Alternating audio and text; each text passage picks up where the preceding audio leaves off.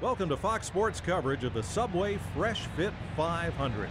Mike Joy with Darrell Waltrip for this annual Duel in the Desert. Mike, it's an interesting racetrack. It's 1 mile. It's been reconfigured, and they got that dog leg up the back, and that opened up some passing lanes, if you will. You can cut that dog leg, but you got to be careful when you come back up on the track. The 1 mile Phoenix International Raceway sits in stark contrast to the 2.5 mile superspeedway at Daytona. Today, we'll have a chance to see who the early season flat track specialist of the NASCAR Sprint Cup Series is.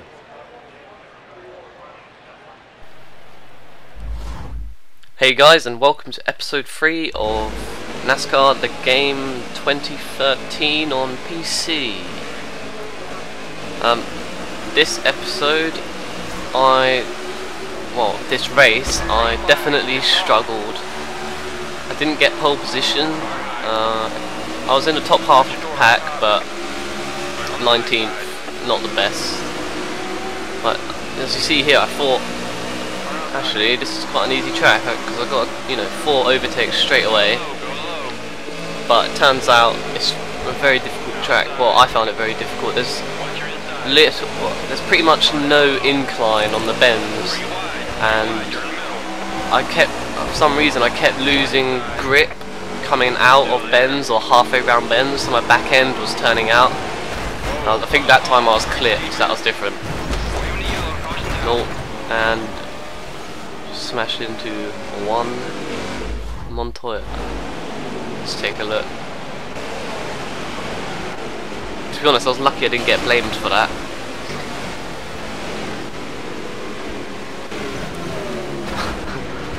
Oh my god. Racetrack's clear. You coming in, buddy? You staying out? Staying out. Yeah, so this is quite a difficult track, in my opinion. If anyone knows a good setup for it, for tuning, that would be cool if you tell me that. Or just some tips on how to drive it. I think I was probably going too fast around the bends. Coming into them, I should probably start slowing down sooner, and then I'll be able to get around much cleaner, but I don't know. But yeah, anyways, I was trying to look up, into watching some real NASCAR on TV or on the internet, but obviously I live in England, so there's like a 6-hour time difference from most of America, and yeah, it makes it quite difficult because a lot of the races are quite late in America, not like 7 o'clock, which means it's middle of the night here, and I couldn't find anywhere to watch the races on. So if anyone knows a good website or the correct TV channel, that'd be cool if you could tell me that in the description, in the comments, not the description. But yeah, because I think I quite enjoy it, even though they are 300 lap races. I wouldn't watch it like all of it. I'd just have it on and look back to it and things like that. But yeah, that would be cool.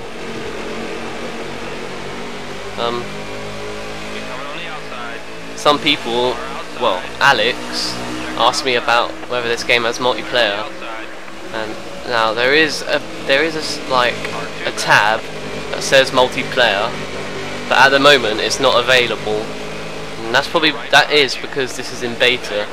So I expect when I think next week or whenever it is, when this game comes out as a full game, we'll be able to play multiplayer, and I will do a episode showing you how multiplayer works, and I'll include a couple of exciting races in it, hopefully.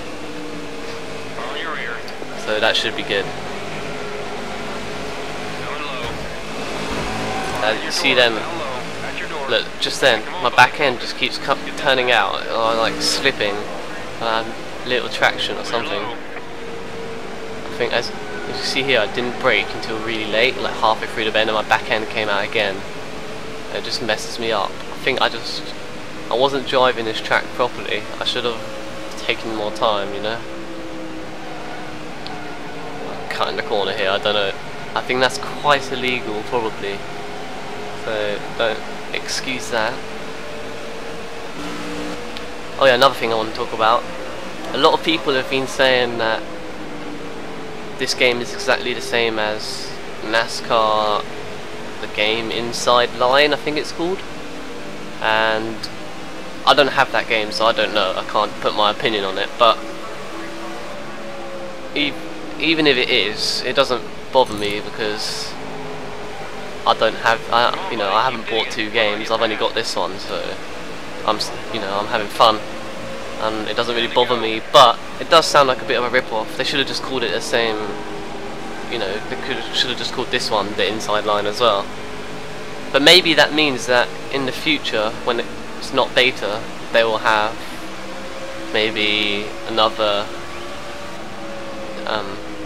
different season mode for, I don't know what the other ones are other series are called. I think one's like Nationwide. Maybe they'll have that in it as well, just to make it different, stand out. A lot of people do say though that the graphics on this are much better than the Xbox and PS3 game. That's called the Inside Line, and I really do like the graphics. I don't even have it on max settings because when I'm recording, actually I haven't tried it. I haven't tried recording with max settings. I don't think it's that necessary because I only get 30 frames, solid 30 frames I get when I'm recording, which is perfect. So I don't really want to mess it up. So I'm just going to keep it like this. Cat Financial. What is that? What company is called Cat Financial? Do you hear that? My engine's down on horsepower. That's because it's overheated. Now, I didn't realise that could happen. Basically, if you draft for too long, your engine is just getting like heat from their exhaust. So you're not getting any. They call it clean air. You're not getting any clean air on your engine, so your engine heats up over time. It's quite easy to prevent. Like all you have to do is just, instead of drafting someone, just move over, like go more inside, move over to the left more, and you'll be fine. You'll get clean air. There are no cars in front of you. You're not getting any heat from their exhaust or anything like that, and it cools your engine down. In the bottom right you can see a picture of the car, like a little weird picture. There's a button I can press on my steering wheel and you can scroll that along, and there's different things come up, like pictures of the individual wheels and things like that.